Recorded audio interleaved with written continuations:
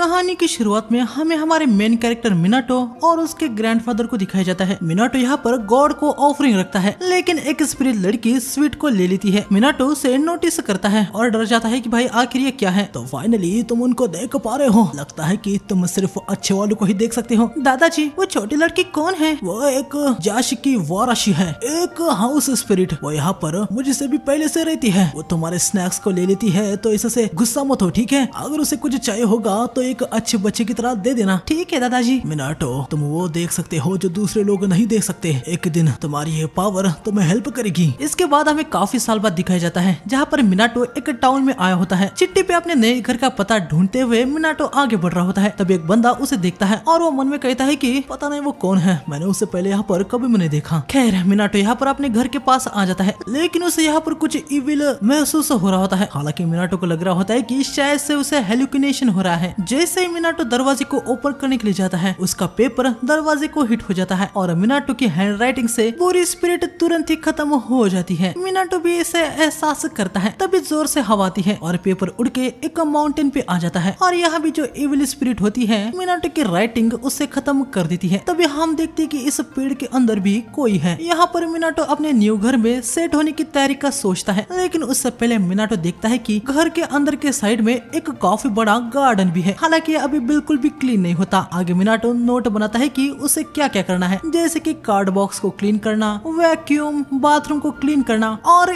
Entrance को भी clean करना। गार्डन को वो कल 9 बजे क्लीन करने का सोचता है। साथ ही कल दोपहर उसके पैकेज भी आने वाले हैं। मिनाटो को उसकी मॉम का कॉल आता है, जहाँ पर वो उसे पूछते हैं कि वो सेफली पहुंच गया ना। मिनाटो हाँ कहता है। आगे मिनाटो की मॉम बताती है कि ये घर मिनाटो के पापा के एक दूर के रिश्तेदार का है। उन्होंने अपने रिटायरमेंट के बाद यहाँ रहने के लिए इस घर को बनाया था, लेकिन वो मर चुके हैं। अब 2 सालों से यहाँ पर कोई भी नहीं रहता। मिनाटो अपनी मॉम से पूछता है कि ये घर इतना अच्छा है तो क्या किसी ने इसे खरीदना नहीं चाहा। मिनाटो की मॉम बताती है कि कुछ बायर आए थे, लेकिन पता नहीं क्या कारण था, उन्हें सभी ने इस घर को खरीदने के लिए मना कर दिया। यकीनन इसका कारण ये इविल स्पिरिट ही होंगी। खैर लेकिन यहाँ पर मिनाटो की हैंडराइटिंग से ये बिल्कुल भी बच नहीं पाती। थोड़ी देर बाद मिनाटो यहाँ पर घर को पूरा क्लीन कर देता है। अगले दिन गार्डनर आके यहाँ पर गार्डन को पूरा क्लीन कर देता है। क्या बात है, आपने तो गार्डन को पूरा मस्त सही ट्रांसफॉर्म कर दिया है। अरे ये तो कुछ भी नहीं है, वैसे उस जगह पे कुछ प्लांट करना चाहिए। वो जगह काफी एम्प्टी लग रही है। हाँ ये है, पर मैं यहाँ पर टेम्पररी आया हूँ, इसलिए मुझे ज्यादा चीजों को चेंज नहीं करना चाहिए। तभी हम देखते कि इस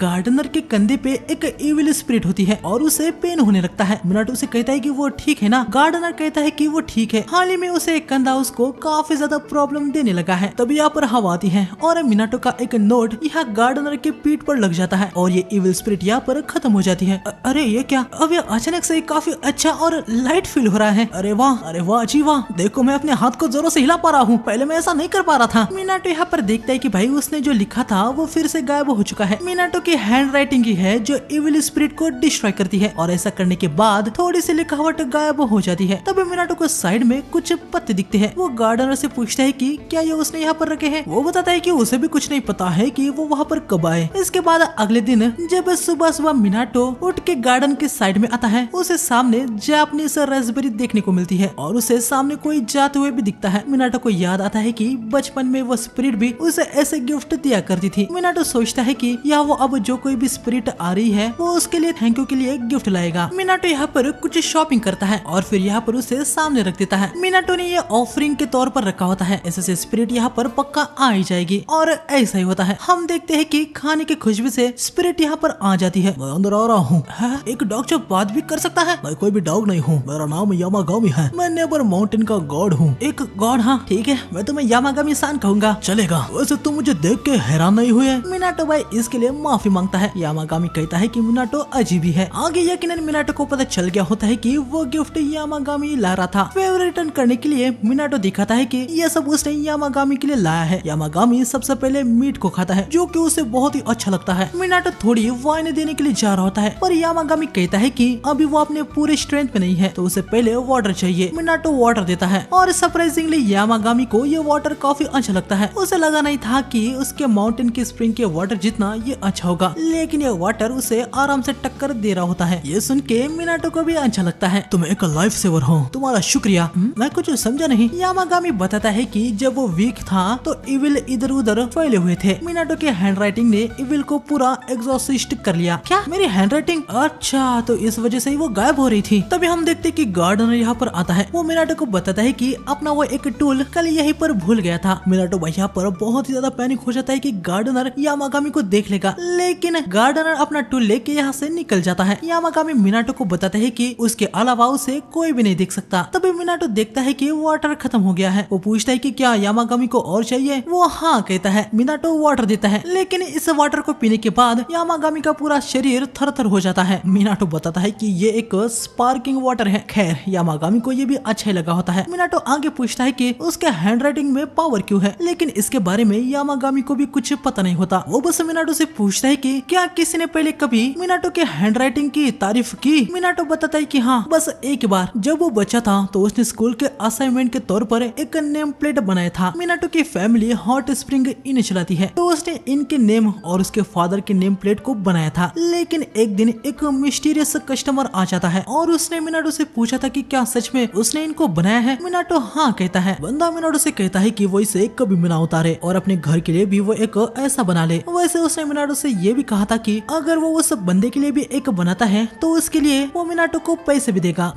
पक्का वो भी चीजों को देख पाता होगा। उसके बाद से नेम प्लेट बनाना मेरी हॉबी बन गई, इसलिए इस घर के लिए भी मैंने ऑलरेडी बना दिए हैं। यामागामी को ऑलरेडी उससे पावर दिखाई देने लगती है। वो मिनाटो से कहता है कि वो इनको तुरंत लगा दे। मिनाटो यहाँ पर घर के सामने और पीछे इनको लगा देता है और तभी हम देखते हैं कि यहाँ पर घर के चारों तरफ एक बैरियर बन जाता है। यामागामी-सान, ये क्या था? एक बैरियर फॉर्म हो चुका है। अब कोई भी एविल चीज इस घर के आसपास भी नहीं आ सकती। क्या मेरा नेम प्लेट इतना पावरफुल है? तुम्हारी पावर बहुत ही ज्यादा रेयर है। अगर तुम उससे अवेयर होके उसे और भी मजबूत करते हो तो तुम्हें ग्रेट पावर मिलेगी। आगे हमें कुछ दिन बाद दिखाया जाता है यामागामी का अब मिनाटो के घर रेगुलरली आना जाना हो रहा होता है। आज मिनाटो ने यामागामी को स्वीट्स दिए होते हैं जो कि उसे बहुत ही पसंद आते हैं। तभी अचानक से यामागामी ग्लो होने लगता है। मिनाटो पूछता है कि ये क्या हो रहा है? यामागामी बताता है कि यह सब मिनाटो के मेहरबानी से है। मिनाटो उसे रिस्पेक्ट दिखा रहा है, उस वजह से वो ऐसे ग्लो हो रहा है। मिनाटो और थोड़ी रिस्पेक्ट दिखाता है और यामागामी और भी ज्यादा ग्लो होने लगता है। इसके बाद हमें हारिमा को दिखाया जाता है जो कि एक चैंटिंग करके उसके ऊपर जो दो इविल स्पिरिट अटैक करने के लिए आ रहे होते हैं उनको बैरियर लगा के एग्जॉसिस्ट कर देता है। लेकिन एक स्पिरिट यहाँ से भाग जाता है। बंदा उसे खत्म करने के लिए जाता है, लेकिन तभी उसे सामने मिनाटो दिखता है। मिनाटो अपना चुपचाप जा रहा होता है। हारिमा पैनिक हो जाता है कि उसे कुछ हो न जाए, लेकिन इविल स्पिरिट जैसे ही मिनाटो से टकराती है वो तुरंत ही एग्जॉसिस्ट हो जाती है। ये देखने के बाद हारिमा बहुत ही ज्यादा हैरान हो जाता है कि एक स्ट्रॉन्ग स्पिरिट ऐसे कैसे खत्म हो सकती है। हम देखते हैं कि यहाँ पर एक और भी नीचे गिरता है। हारिमा मिनाटो के पास आके उसे पूछता है कि वो ठीक तो है ना। हालांकि यहाँ पर मिनाटो भाई अपनी एक दूसरी चिंता में होता है। जो कुछ उसने लिखा था वो सब कुछ गायब हो चुका होता है। मिनाटो भाई बिना सेंस के हारिमा से पूछता है कि उसे क्या लगता है कि यहाँ पर क्या लिखा होगा। हारिमा कहता है कि वो तो कुछ भी हो सकता है। तभी मिनाटो बताता है कि वो वीकेंड में उसको बाहर फेंकने के लिए यूज किया जाता है। ये सुनने के बाद अब हारिमा समझ जाता है कि मिनाटो को ट्रैश बैग चाहिए होते हैं और हाँ उसे वही चाहिए होते हैं। मिनाटो हारिमा से पूछता है कि वो उसे कहाँ पर मिल सकती है। हारिमा बताता है कि साइड वाली दुकान में। मिनाटो थैंक्स कह के वहाँ पर निकल जाता है। यहाँ पर हारिमा मन में कह रहा होता है कि आखिर ये बंदा कौन है। इसके बाद हमें उसी ऑर्ब को दिखाया जाता है जो कि पता नहीं कहीं पे जा रहा होता है। अगले दिन यामागामी यहाँ पर गार्डन को पूरा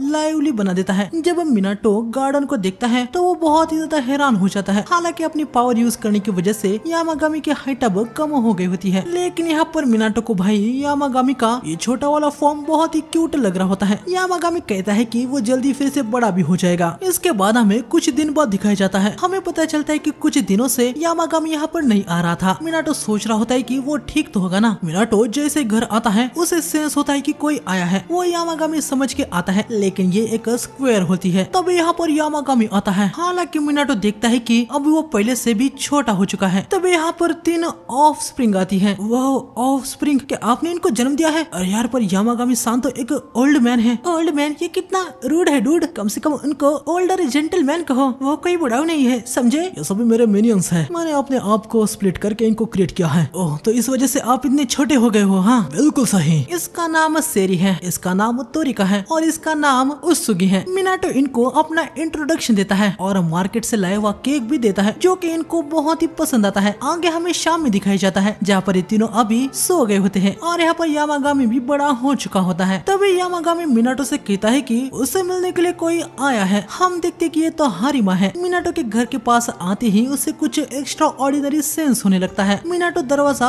ओपन करता है और यकीनन वो हारिमा को पहचान जाता है। आगे हारिमा यहाँ पर मिनाटो को अपना कार्ड देता है जिस पे लिखा होता है कि वो एक ओनम्योजी है, मतलब एक एग्जॉर्सिस्ट। एक एग्जॉर्सिस्ट मतलब वो फैंटेसी जैसा। मैं एक पब्लिक इंस्टीट्यूट में काम करता हूँ। उस दिन तुम्हारी पावर ने एक इविल स्पिरिट को एग्जॉर्सिस्ट कर दिया था। क्या मैंने क्या था? ओह शायद से हुआ होगा। आजकल दिक्कत देने वाली इविल स्पिरिट बहुत ही ज्यादा बढ़ चुकी है, लेकिन ज्यादा ओनम्योजी नहीं है जो कि उनसे छुटकारा दिला सके। वैसे भी एग्जॉर्सिस्ट करने की पावर वाली बींग्स बहुत ही कम है। क्या तुम मुझे अपने तालिस्मान सेल कर सकते हो? तालिस्मान आखिर वो क्या होता है? यामागामी आके बताता है कि उससे मिनाटो के हैंड राइटिंग वाला पेपर चाहिए। यामागामी मिनाटो को बताता है कि चिंता करने की कोई भी बात नहीं है, हारिमा भी उसे नहीं देख सकता। मिनाटो उसकी शॉपिंग लिस्ट हारिमा को दे देता है, जो देख के वो हैरानी हो जाता है। वो मन में कह रहा होता है कि एक इविल स्पिरिट जो 3 एग्जॉर्सिस्ट के लिए भी पावरफुल था, वो मिनाटो के एक शॉपिंग लिस्ट से खत्म हो गया। खैर मिनाटो यहाँ पर हारिमा के लिए कुछ पेपर्स बना रहा होता है। वो उसे बस डेली यूज के लिए जो चीजें लगती है वो लिखे जा रहा था, जो देख के हारिमा और थोड़ा सा हड़बड़ा सा जाता है। लेकिन जब मिनाटो की हैंड राइटिंग में उसे लाइट दिखती है, वो उसे देख के दंग रह जाता है। वो मन में कहता है कि ये इतनी पावरफुल कैसे हो सकती है। तभी अचानक से मिनाटो को भी थकान महसूस होने लगती है। यामागामी बताता है कि उसने अपनी पावर को यूज किया है, इस वजह से ऐसा हो रहा है। खैर मिनाटो ने जितने भी हो पाए उतने नोट्स हारिमा को दे दिए होते हैं। इसके बदले हारिमा मिनाटो को पैसे दे रहा होता है, लेकिन मिनाटो भाई पैसे को एक्सेप्ट ही नहीं कर रहा था। हालांकि हारिमा भी यहाँ पर हार नहीं मानता। वो कहता है कि पैसे दिए बिना वो यहाँ से जाएगा ही नहीं। यामागामी मिनाटो से कहता है कि बंदा पीछे जाने वाले में से नहीं है, उसे पैसे ले लेने चाहिए। मिनाटो पैसों को ले लेता है, लेकिन उसे कुछ अच्छा नहीं लग रहा था, इसलिए वो हारिमा के हैंड पर एक स्टार बना देता है, जो कि ओनम्योजी के एक सिंबल जैसा ही होता है। हारिमा यहाँ पर महसूस कर पा रहा होता है कि ये कितना पावरफुल है। तभी हारिमा को एक कॉल आता है, जहाँ पर उसके कॉमरेड को उसकी तुरंत जरूरत होती है। हम देखते कि यहाँ पर इन दोनों के पास एक बहुत ही पावरफुल इविल स्पिरिट आ गई होती है। तभी हारिमा यहाँ पर आता है। इविल स्पिरिट उस पर अटैक करने के लिए आती है, लेकिन मिनाटो ने बनाए हुए साइन से वो स्पिरिट खत्म हो जाती है, जिसको देख के ये सभी के सभी हैरान हो जाते हैं। आगे हमें कुछ दिन बाद दिखाया जाता है, जहाँ पर हम देखते कि हारिमा ने जो पैसे दिए थे वो सभी खत्म हो चुके होते हैं और पैसे इनके खाने में लग गए थे। इनका खाना भाई बड़ा ही एक्सपेंसिव होता है। यामागामी इंसान यहाँ पर कित्सुबा नाम की एक डिश खा रहा होता है, जो कि उसे बहुत ही ज्यादा पसंद आ रही थी। और इसके पीछे कारण ये है कि ये डिश एक 200 साल पुराने चल रहे चिंगुकेंडो नाम के स्टोर से है। खैर हम देखते हैं कि मिनाटो ने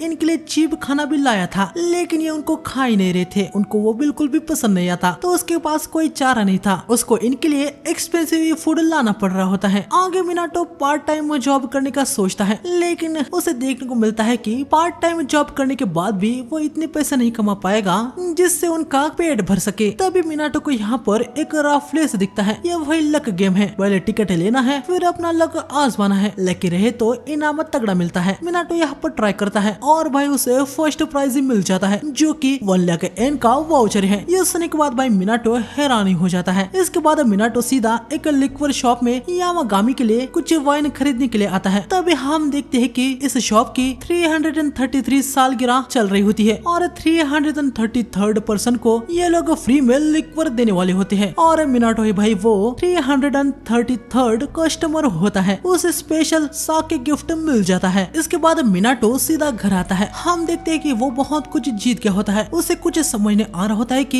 ये सब कैसे हो गया। उसे लग रहा होता है कि क्या ये कोई कोइंसिडेंस है या फिर कुछ और सीन है। वो लगातार आज बस जीत ही रहा होता है। वो यामागामी से पूछता है कि क्या ये उसकी पावर है। यामागामी बताता है कि ये उसकी पावर नहीं है, बल्कि इस टॉर्टोइस की पावर है। यामागामी बताता है कि ये एक डिवाइन टॉर्टोइस है, इसका नाम रेकी है। ये 4 होली बीस्ट में से एक है, जिसने मिनाटो के लिए लक लाया। उस दिन मिनाटो ने जिस इविल स्पिरिट को खत्म किया था उसके अंदर रेकी फंसा हुआ था, तो इविल स्पिरिट को खत्म करके मिनाटो ने रेकी की हेल्प की, इसलिए रेकी ने भी आज मिनाटो के लिए लक लाया होता है। हालांकि मिनाटो को इस बात पर यकीन नहीं हो रहा था। तभी मिनाटो को उसके मॉम का कॉल आता है। वो मिनाटो को बताती है कि जाने से पहले मिनाटो जिस स्विप स्टॉक में गया था उधर वो 1 मिलियन येन प्राइज पुल जीत चुका है। ये सुन के मिनाटो भी बहुत ही हैरान हो जाता है। वो तुरंत आके रेकी को थैंक्स कहने लगता है। आगे रेकी अब इसी गार्डन के पॉन्ड में रहने वाला होता है। कुछ देर बाद मिनाटो रेकी से पूछता है कि क्या वो साके लेगा। रेकी आके साके पीने लगता है, उसे वो बहुत ही पसंद आती है। गिफ्ट के तौर पर रेकी यहाँ पर मिनाटो को कुछ सीड देता है। मिनाटो इनको गार्डन में प्लांट करता है। सीड को प्लांट करने के बाद वो यामागामी से पूछता है कि आखिर ये सीड किसके थे। यामागामी कहता है कि समय के साथ उसे पता चल जाएगा। आगे एक दिन मिनाटो सबके लिए कुकीज बना के लाता है, लेकिन हम देखते कि यहाँ पर दो गुड स्पिरिट आती है। ये दोनों कोई और नहीं फूजिन और राइजिन होते हैं, जो कि जापानीज माइथोलॉजी में विंड और थंडर गॉड्स है। यकीनन इनको यहाँ पर देखने के बाद मिनाटो हैरान हो जाता है। खैर वो इनको बिस्किट ऑफर करता है। तो तुम अभी तक जिंदा हो? हाँ यामागामी, तुम इतने कमजोर हो गए थे कि हमें लगा तुम्हारा खेल खत्म। तुमको इतनी आसानी से मुझसे छुटकारा नहीं मिलने वाला है। वैसे तुम दोनों यहाँ पर क्यों आए हो? ओह, तुम यामागामी के मिनियंस हो? हाँ, तुम्हारे बारे में हमने सुना है, मिलके अच्छा लगा। यहाँ आने का वैसे कोई कारण तो नहीं है, हमें महसूस किया कि इस एरिया की हवा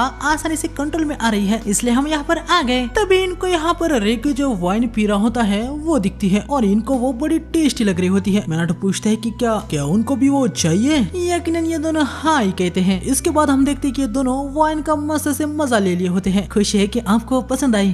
थैंक यू के तौर पर मैं तुम्हें अपनी थोड़ी सी विंड पावर यूज करने की परमिशन देता हूँ। फूजिन चुटकी बजाता है और मिनाटो के पास अब विंड पावर आ जाती है। मिनाटो पूछता है कि इसे यूज कैसे करना है। आगे हम देखते हैं कि ये प्रैक्टिस में लग जाते हैं। यामागामी कहता है कि मिनाटो को पिक्चर करना है कि वो विंडो को बना रहा है। मिनाटो ट्राई करता है और वो विंड को बना पा रहा होता है। हालांकि ये काफी कम सही था, लेकिन ट्रेनिंग करके मिनाटो इसे और भी तेजी से यूज कर सकता है। इसके बाद हमें हारिमा को दिखाया जाता है, जो कि इविल स्पिरिट को खत्म कर रहा होता है। हालांकि वो देखता है कि मिनाटो ने लगाया हुआ मार्क लगभग खत्म हो ही चुका है। तभी हारिमा को अपने दूसरे एक बंदे की चिल्लाने की आवाज आती है। इसका नाम इचिजो है। हम देखते हैं कि इचिजो के सामने एक बड़ी इविल स्पिरिट आ गई होती है। वो बहुत ही ज्यादा डर चुका था।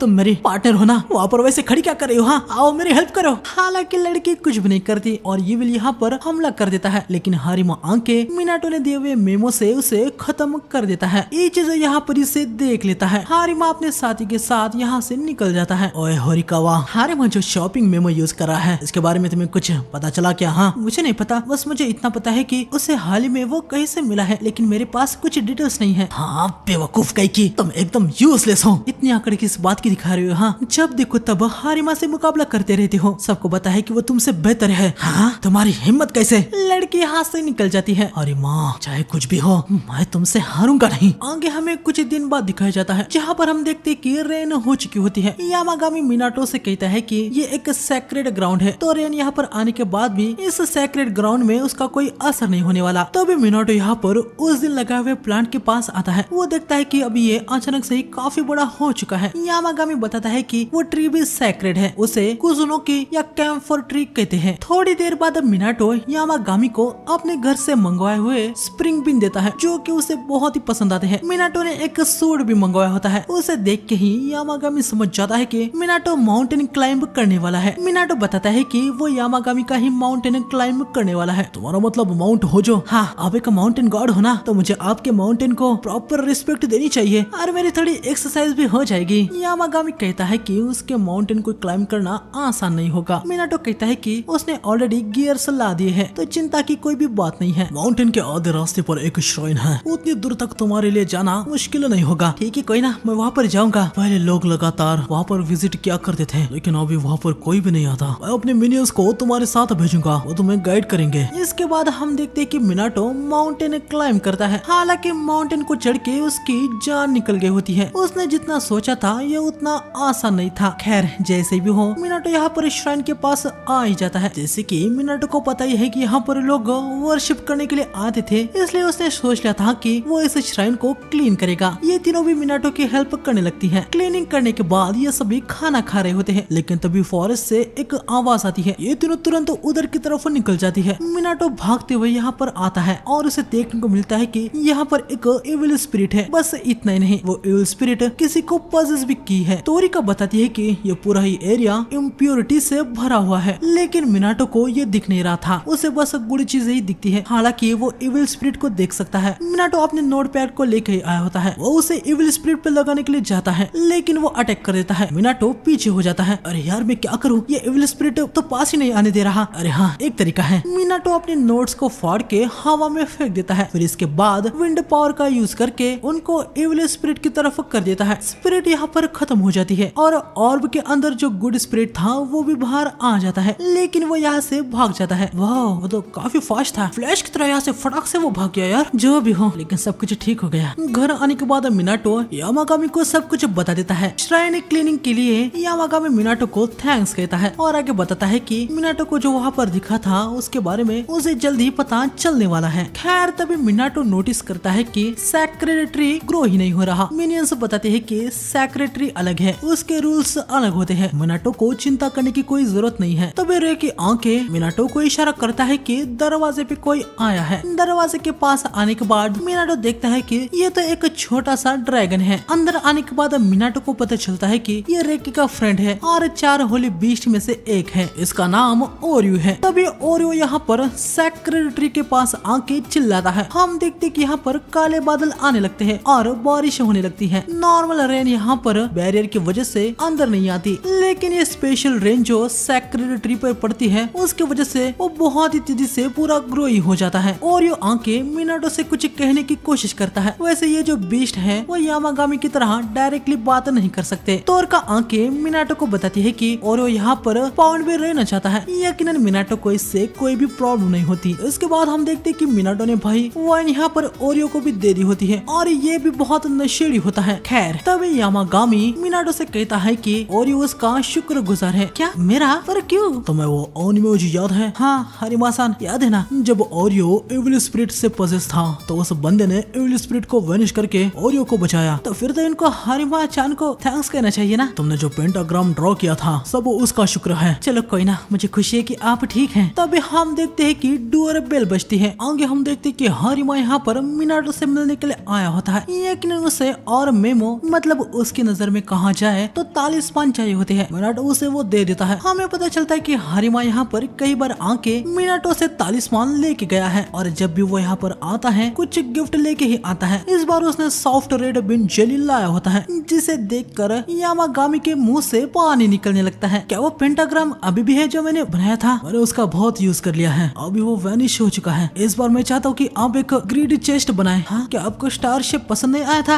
वो बात ये है ना, वो मेरे फैमिली का क्रेस्ट नहीं है। कि क्या पेंटाग्राम फैमिली का क्रेस्ट भी है? माफ करना, मुझे इसके बारे में कुछ पता नहीं था। इसके बाद हमें हारिमा को कोटेसु के साथ दिखाया जाता है, जो कि हारिमा का ही एक कॉमरेड होता है। हम देखते हैं कि हारिमा ने अपना क्रेस्ट बनवा लिया होता है। उन मेमो की वजह से इन दिनों तुम काफी धमाल मचा रहे हो। वो एक काफी रेयर पावर है, लेकिन पेपर के पीस को हैंडल करना मुश्किल होता होगा। मतलब उनको फेक वेक नहीं सकते ना हम। हाँ ये बात तो है, इसलिए मैंने उसे बिजनेस स्टाइल कार्ड जिसे बनाने के लिए कहा है। वैसे हारिमा तुम्हें सतर्क रहना चाहिए। अगर दूसरे लोगों को उस बंदे के बारे में पता चला तो वो दिक्कत में पड़ सकता है। हालांकि मेरी बात कहने में अभी देर हो चुकी है। इचिजो ने ऑलरेडी उस पावर को देख लिया है और हम जानते हैं कि वो तुमसे कितनी जलन रखता है। मैं बस आशा करता हूँ कि कुछ बुरा ना हो। इसके बाद हमें मार्केट में मिनाटो को दिखाया जाता है, जहाँ उसे एक पर्सन टकरा जाता है। मिनाटो की वैसे कोई गलती नहीं थी, लेकिन वही सॉरी कहता है। हम देखते कि ये तो इचिजो है, जो कि बड़ी गुस्सेल नजर से मिनाटो को घूर रहा होता है। खैर वो यहाँ से निकल जाता है, लेकिन हम देखते कि उसने मिनाटो की शर्ट पर तालिस्मान लगा दिया होता है। तो इसके बाद आगे क्या होगा ये जानने के लिए चैनल को सब्सक्राइब करके बेल आइकन को ऑल पे सेलेक्ट कर देना। वीडियो अच्छा लगे तो वीडियो को लाइक करना, हाइप करना और कमेंट सेक्शन में जरूर बताना कि आपको क्या इसका नेक्स्ट पार्ट चाहिए। तो मिलते हैं नेक्स्ट एपिसोड में, तब तक के लिए सावधान गाइस।